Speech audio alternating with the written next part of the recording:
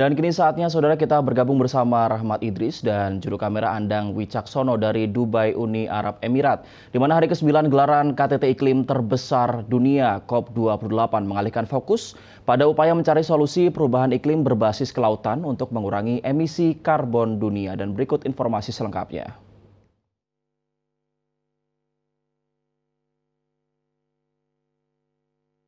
Pelaksanaan gelaran COP28 KTT Iklim terbesar di dunia di Dubai saat ini.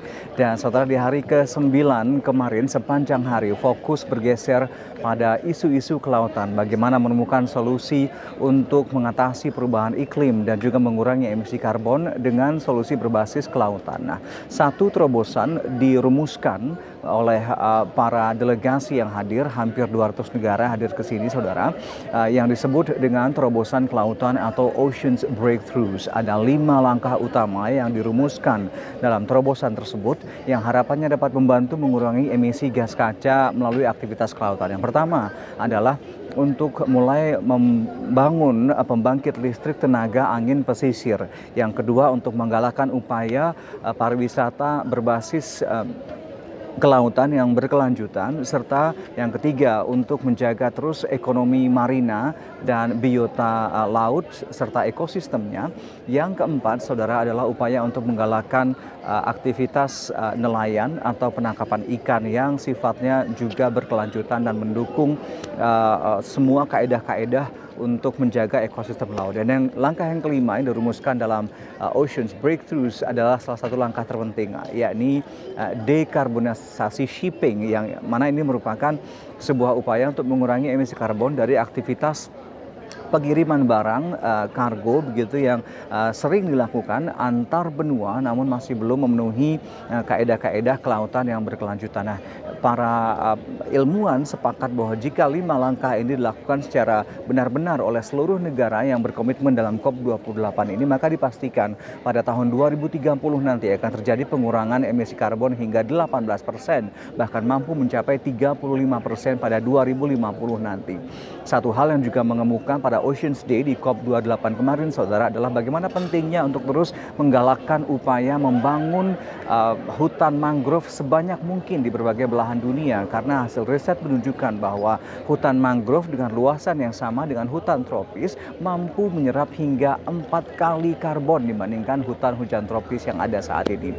Sementara itu saudara, di Pavilion Indonesia berbagai diskusi terus digelar. Salah satu yang menarik adalah fokus terhadap kawasan Asia Tenggara untuk menuju ASEAN Free Haze 2030. Ini adalah target bersama kawasan ASEAN untuk mencapai kawasan ASEAN yang bebas asap pada tahun 2030.